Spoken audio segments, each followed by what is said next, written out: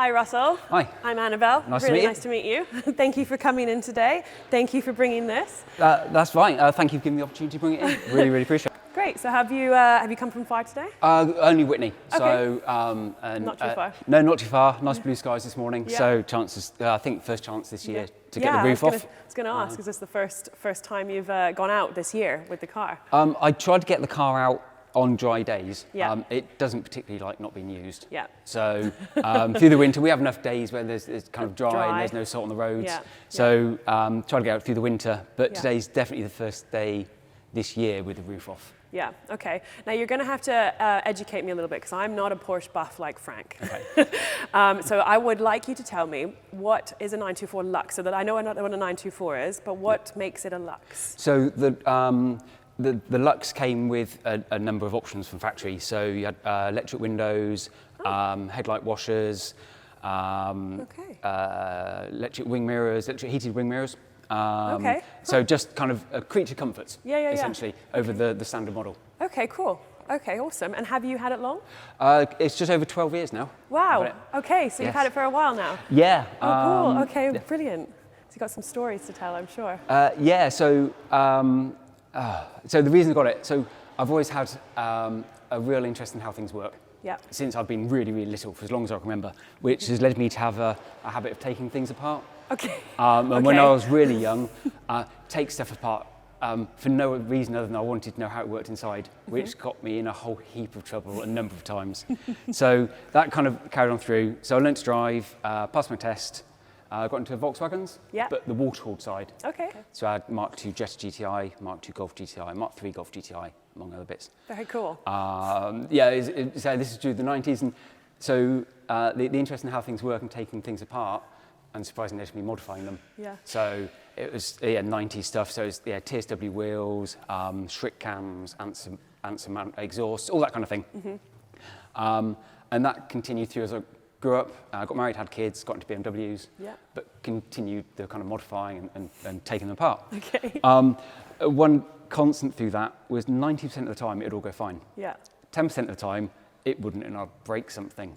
So I'd then have to go into the house and explain to my wife, I've broken the car again. And this would normally be the day before we were due to see family or go on holiday. Perfect. So it didn't always make me very popular, as you can imagine. So about 12 years ago, I had some money and some space. So I thought, right, I'll buy myself either restoration or a bit of a project where it's in the garage. If I break it, my wife won't look at me as if I should know better. Well. So at this point, a Porsche wasn't even on the horizon. I kind of assumed, so I had a complete admiration for Porsche, their engineering, their cars, all that kind of thing. Yeah. But just presumed that they were kind of out of budget, expensive to insure, expensive to maintain.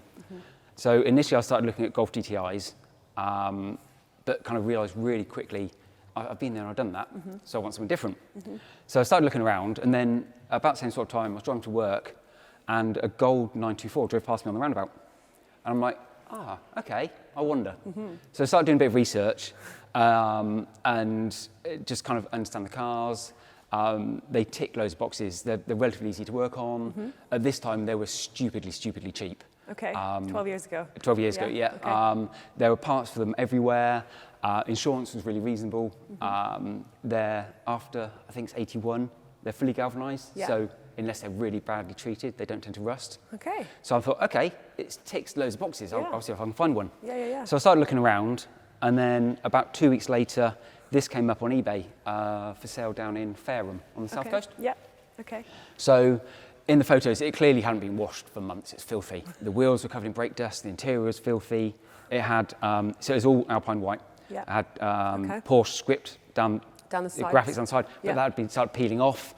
But it had 10 months MOT. Yeah. So I thought mechanically it should kind of be okay. Yeah. And at the time you could sell a car with tax. I had 6 months tax. Oh. So I put a bid on and let it do its thing. And then the following weekend I was out fiddling in the garage. And my wife came out and said, you've won the Porsche. Hello, cool, awesome, fantastic. £600. £600? £600. So I'm like, excellent, fantastic. Oh my gosh. So it's stupidly cheap. That's crazy. So I got one of my friends to run me down to Fareham to pick it up, and we got there and saw it for the first time. And the paintwork it kind of had the finish if it had been painted with Tipex. Oh. Really matte, really rough. The graphics across the bottom, where they were peeling off, it was taking the paint with it as well, so you could see the metal under it. The exhaust sounded horrific because it turned out someone had cut the middle box out and put a straight through pipe in. It wouldn't start properly when it was cold. It took about 4 or 5 attempts to start. None of the dials really worked, or they just flicked away and they didn't light up. Okay. So I then had this realization. A little bit of work then. A little bit of work. it then kind of hit me. I've now got to do an 85-mile drive in a 30-year-old car I knew nothing about. Back to Oxford. So I put some air in the tyres because they were quite flat and put some fuel in it, but it got back fine. Drove back, no problem at all. Well, that's always a nice feeling. I'm like, okay, I feel like I've kind of done the right thing at that point. Okay. And then, then the fun kind of started. Oh, wow. Okay. So what did you do first? So the first thing was I just gave it a really good wash, just to see what the paintwork was like. Yep. The top half actually, so the top half was washed it, clay barred it, polished it. And it turns out the driver's door and the wing have had a slightly dodgy respray at some point. They're not quite the right colour. These two? They're just slightly different white. Yep. But actually the top half of the paintwork, that's as I had it when I got it. Wow. Apart from touching up the odd stone chip. And apart from those 2 panels, everything else is factory. It's not had any paintwork done to it since I've had it on the top half. Wow. So it cleaned up really, really well. Oh, awesome. The bonnet has had a really dodgy paint job at some point, but it's okay. the bottom half, I just sanded all the decals off. Yep. So out of all my skills, bodywork is not one of my skills. Okay. I can't paint at all. No, we leave that to the professionals. Yeah. So I rattle can the bottom, yeah. And from 10, 15 feet away, it kind of looked okay, but it was just slightly the wrong shade of white. But it looked all right. Okay. So got that done, stripped the interior out, and at this point, the interior was a real mix and match. Yeah, Sorry. No, you carry on telling me, but I think we'll wait to show the interior, because that's really, really special. Yeah, it had the original door cards, but it had the wrong seats. It had a late 944 seats with the wrong material. It had the wrong steering wheel. The dash was all cracked. Okay. The centre console was all falling apart. So stripped that and give it a good clean and put that one back in. Yeah. And then I essentially started then just using it. Yeah. Drive it, use it, figure out what's broken, fix it. Yep. Engine-wise, it's K-jet injection, so they don't like air leaks or bad earths. So I fixed those, and then it started when it's cold much better, and it ran better. Awesome. So I started, just using it as much as I could. So at this point, I've still got 2 sons. They were 5 and 8 at the time. Yeah. So I modified some booster seats to get them in the back. Sweet. So we used family trips in it. Family trips. We did a couple of car shows, out for a bit of lunch at the weekend, all that kind of thing. Yeah. And then as I got to know the car, I then did a bit more work, and that kind of went on 12, 18 months. So I had at that point a usable factory Porsche 924. Yeah. Just in standard form, that mechanically was great. Yeah. It sailed through its MOTs and it's all fine. Yeah. So that's about 12, 18 months doing that. So you've been properly using it for, you were using it at the time, but so you've had 10 good years of it all being ready and done, and then just driving it, or have you carried on modifications as you've gone along? So after about 18 months, I had completely in factory condition, but that was never how I intended to keep it when I looked back. So I wanted something I could fiddle with and take apart and that kind of thing. Yes, of course. So I started to kind of think what I want to do with the car. How are you going to use it? I'm going to use it. Yeah. So essentially at that point, as the kids were growing up, they weren't going to fit in the back anymore. No. There's not much space in the back. So it's become kind of a coffee and cars, kind of weekend, dry summer evenings, or that kind of car. Yeah. So I knew I didn't want a track-inspired car or track-themed car. Yeah. So I want something I can use, commute to work in it if I want to, or whatever. I don't want a concours, immaculate car, because I want to use it all the time. I don't want to be precious about stone chips. Yeah. And sometimes I'm a bit clumsy, so that's not going to work very well. But at this point, I'd seen that Porsche had done some quite cool kind of design themes or ideas through the production years of the 924. Yeah. So I thought if I could pick out the bits I want, I could then basically have a factory-inspired modified car. Yeah. Okay. So it was kind of, it leaves us, I guess, to 3 points, being the bodywork, the wheels, and the interior. Yeah. So wheels. So from factory, they come with the 14-inch. They're called tarantula wheels. They're a bit like the Mark I Golf GTI wheels. Yep. So 14-inch. Yep. They didn't do many options for the 4-stud 924. Okay. But they did these, which are the spiderweb wheels, which they also did 5-stud version for the 924 Turbo. Okay, yeah. So I picked up the wheels. These came off, Porsche did a 94 Le Mans in 1981, I think it was, 80 and 81, Okay. to go with their success at the Le Mans race. So they did these wheels, but they're mirrored face and black inserts. Okay. So I picked up a set for, I think I paid about 180 quid for all 4 wheels. Initially sanded the face back because the lacquer was all peeled. Yep. And then shortly after got a local company to powder coat them silver. Yep. In the same way with kind of the 924 Turbo look, which I think balances out quite well. Yeah, it looks great. It really looks. So yeah, they went on, and actually suspension-wise, I guess along with the wheels. Yeah. Bilstein shocks around. Nice. The front have got, so the 94 Turbos ran slightly lower. Okay. So 924 Turbo spec front spring. So the front just dropped just a little bit. Okay. Yeah. Nice. Just to bring the wheels into the arch. Yeah. And then uprated, put the biggest anti-roll bars they did from factory on it, Okay. and polybush through the suspension as well. Yeah. Just so it's fine, it's nice and comfortable, but it's just tightened up a little bit. Yeah. Well, it looks great. I mean, So- I don't know. I love the fact that you've done this all yourself, like everything. It's really cool. Well, I'm assuming everything. Is Yeah, there you've done everything. I've done, it's gone to the garage for its MOTs, and that's it. Wow. So, That's very so cool. most of it's gone well. Occasionally, occasionally bits have taken a few goes to get right. But it's and that was half the reason for buying it, is that I you can want to take it learn. apart. Yeah, it's really cool. And okay, so exhaust, is that standard or is it? Yep, standard exhaust. Yep. That's all completely factory. Yep. So yeah. It looks good. It's very, very clean exhaust.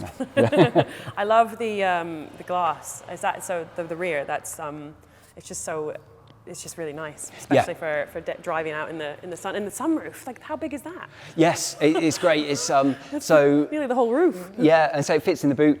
So Okay. that just goes straight in. Oh yeah, of course. Okay, so yeah, it doesn't. Yeah. It just gives you a bit of it's in this weather today when it's slightly cool but nice and sunny. Yeah. It's great. Yeah, roof off weather, definitely. I've occasionally sat in really hot traffic with the roof off, which isn't always great because you just get the sun beating down on you. But of course, no aircon either. Oh, okay, fair enough. So yeah, it's nice. It just makes it quite airy, and so the roof will run either tilted or off completely. Yeah, fair enough. So And is it easy to take on and off? Yeah, it's just a couple of clips and lifts out. Perfect. So I think they're fiberglass. So Yeah. Oh, nice. So it's super light. It's a one-person job kind of thing. Yeah. Awesome. Yeah. Awesome. So that's fine. Can we have a look at the engine? Yeah. Cool. Yeah? Yeah. See what's under the hood? Yeah. I'm going to let you do this. And it literally completely standard. So Yeah. 2 litre. Very clean. So Wow. yeah, I Wow. like keeping it clean because it's easier if things are wrong to find stuff. Yeah.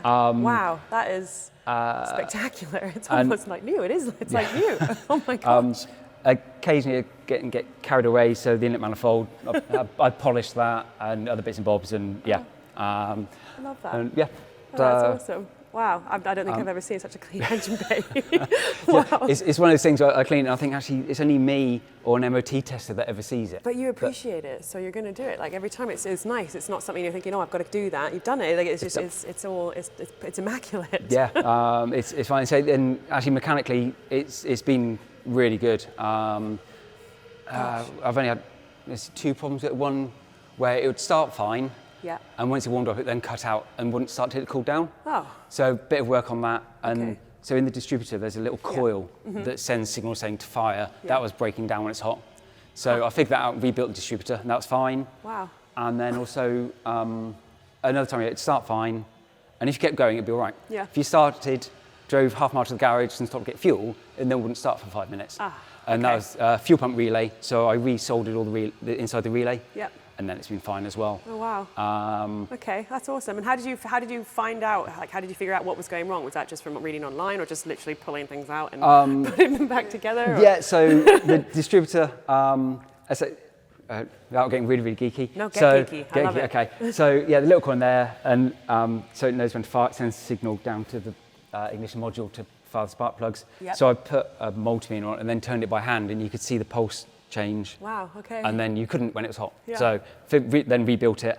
Oh my gosh. And then your fuel pump. I was like, well, it's either going to be either a spark or fuel that's missing. So that was okay. That wasn't too bad. Okay. But other than that, yeah, it's been fine. I did the clutch on it myself. So on this, engine at the front, and you've got the clutch tucked down and in the back there, and then the gearbox at the back. I think the book times, I think it's a 15-hour job for the clutch on these. And I'm like, I can do that, it's okay. Yeah. So yeah, to do the clutch, either engine out or gearbox out and work forward. Okay, which did you go for? I started at the back and worked forward, but I haven't got a ramp at home or anything. Okay, so I jacked it up. It was about a foot off the ground and just kind of cracked on with it. And it was fine. And actually, so when I bought it, it didn't really come with much service history. Okay. And about 18 months into owning it, I had a message off a guy through TIPEC forum, the independent Porsche enthusiastic community or club. So a message from the guy on there saying, I used to own your car. Oh, amazing. That's so nice. So messaged back and forth a little bit. So it turned out his dad is the principal manager for Dick Lovett BMW in Swindon. Wow, okay. So the second owner for this owned Swindon beds and mattresses. He had it, it's about 35 years. Had it for a long, long time. Wow. He then traded it in at BMW for a more practical car. Okay. So they had it in their lockup waiting to send it off to auction or whatever. So the manager was walking through with his son on a Saturday, and his son said, Dad, what's that? He said, took it into PX, it's going to auction. He said, no, I'll buy it. So he literally saved up all his kind of weekend pocket work job money, and he bought it as his first car. So he ran it for a few years. He then sold it on to a couple owners, and then it went through about 5 owners in 4 years or so. It changed hands really, really quickly, until I got it. So I had his, and he said about the mileage and everything. So when I did the clutch, I took the clutch disc out and it had the date stamp on it, and it was July 1981. So it's the original clutch, which then kind of backed up the mileage on the car. Yeah. So I was quite happy with that. That's quite cool. Oh, awesome. That's awesome. Which was nice. Yeah. So. I think we're going to have to move to interior because I think this is just the best interior ever. Yes, So I say the Pasha's just awesome, and actually on the car, the Pasha gets probably the most comments. Yeah. It gets loads of those comments. So much appreciation for it. So when I got it, it had the original door cards. So they were brown at the top, obviously, with like a tan colour vinyl on the bottom half. Yeah. It had the wrong seats. May I open? Go for it. Yeah, of course. It had like a 944 seats in it, which were the wrong colour. It had a 964 steering wheel, which is about 15 mil bigger, which isn't much. Yeah. But the steering wheel's not adjustable, so it is when it's kind of on your lap. Yeah. It's quite tight. And the dash was all cracked. So I kind of picked up the white steering wheel, swapped that around. The dash cap, so that's actually a fiberglass top on top of the original dash. Okay. So on one of the forums, the guy was selling it in Swindon. I think it's like 40 or 50 quid, something like that. Yeah. So I popped over to get it, and it was black when I picked it up. Okay. And so I tried spraying it to get it match, and I just couldn't get the colour right. Yeah. So I went down into a town, and there's a shop that does all model, like little aircraft models and they do the little tubs of paint. So I bought a few brown ones, a few black ones, and just mixed it until it's right, and then just brushed it on. Awesome. Cool. So the colours is relatively close. Yeah, no, it all looks, to my eye, it looks great. Yeah, so the centre speaker, there's nothing behind there, but it initially covered the speaker up, which I didn't like because I quite like the centre speaker because it's a bit of, it's aged correctly for the car. Yeah. So I took the dash out, bonded the dash cap in, and then cut it out for the centre speaker so it all fitted back in properly. That was that. So the seats, it had the wrong seats in it. So all the Pasha interior popped up on eBay, I think about 300 quid for both, the rear seat, both front seats and the door cards. Wow. That's awesome. Yeah, it's cool. So I'm like, that's because it's period correct for the car. Yeah, it is. It and is. Being brown, it kind of matched the rest of the brown interior. So it turned up, and the passenger seat, the passenger door card, and the rear seat were relatively okay. Yep. The driver's seat, the base of it was trashed. It was torn, and the driver's door card had loads of damp at the bottom of it. Okay. So I'm like, okay, so I fitted it all. I then looked around and found a guy selling just the driver's seat by itself. Okay. But the base was twisted. I didn't ask any questions, I just bought it. Yeah, okay. And then stripped both seats apart and mixed and matched the bits to make the driver's seat complete. Yeah, okay. And then used the old driver's seat to fix the driver's door card. Yeah. So it's kind of patched on the bottom. But that's the original carpet, everything else is as it is from factory. I think the Pasha is just super cool. It's so cool. It's so cool. It just looks awesome. does make you kind of wonder what Porsche were doing when they designed it, whether they've had a really long business lunch or something, but it just looks great. It looks fantastic. No, it really does. It's wonderful that you managed to get hold of it and get it in the car. It's just, very, very lucky, very cool. Yeah, so it's got, so the driver's seat, a bit, they tend to tear, actually you can see it there, where the vinyl meets the cloth. Yep. But it's wear and tear. Of course, this all adds to the charm. Yeah, so a lot of it, I know even the door handles, they're all scratched and scuffed, but... Yeah, no, I like that though. I like that. It shows it's been used, it's been enjoyed. Yeah. It's really wonderful. It's very clean as well. Thank you very much. Obviously, yeah. Thank you. So that's the back seats were used, so I put the seatbelts in when the kids were younger, but now it got to the point where their heads were just uncomfortably close to the... And their legs, so you couldn't get your seat any more forwards. That's it, for them yes, to sit yeah. So driving with my knees up around each side of the steering wheel, it just wasn't great. So it tends to be just myself and oldest son now tried to get out for, obviously around here we're spoilt with Bicester Heritage and Silverstone, Caffeine Machine, Kingsley, Bybee Motor Hub. Yep. I got everything around here. Yeah, we've got. There's normally something going on somewhere. Bet he's trying to get the keys to this. Yeah, we'll move on from that conversation. It's fun. We have actually a couple of years ago we went to Caffeine Machine and Magnus Walker was there. Oh wow! Oh cool. So chat with him and he said, "Oh, is his son on the insurance yet?" I'm like, "No." We'll move on for that. And he said, "Oh, you should put him on insurance." I said, "Oh, he could get a job and buy his own one." Yeah. And he's like, "Oh, that's a good idea." I'm like, "Yeah, that's a much better idea." Yeah. Maybe at some point we'll see. Yeah. So, what's your most memorable drive in this car? Well, give me a couple if you've got a few. Yeah. Sounds like you've got some stories. Probably the one driving it back after buying it. Yeah. Because that was just that moment of, is it going to make it back? Is it going to be okay? Yeah. First Porsche as well. It's like yes, this is something that you're, and it's really exciting. But yeah, I guess obviously the worry is it going to get back okay? Yeah. So we drove back until we got back off Abingdon, off the A34. Yeah. And then actually I'll kind of wind it up a little bit now because if it breaks down now, it's fine. We're nearly home. It's all right. And at that point, it kind of got this huge smile. I'm like, this is just great. This is wonderful. Yeah. I tried to get out, I say, Silverstone quite often for the classics and that kind of thing. Yeah. And that just in the summer especially, just go and drive for no reason other than just going for a drive. Yeah. Avoid traffic, back roads, and use back roads and all that kind of thing. Mm-hmm. And just it's kind of strange. So it was our everyday car. It's moved on and been replaced. Mm-hmm. This kind of feels more alive each time because obviously there's no ABS, there's no traction control, there's no nothing. Mm-hmm. So if you get it wrong, it's up to you to solve the problem. Yeah. So it just makes it more and more fun to drive. Yeah. And just feels more responsive and all that kind of thing. So it's great. Have you got any trips planned in the car anytime soon? Do you take it abroad ever, or have you taken it abroad? No, haven't taken it abroad. No. At the moment, so I've got a couple of shows booked in for this year. Yeah. Classic Salon Prive, hopefully Megaphonics. We can get here for that, which would be great. Yeah, for sure.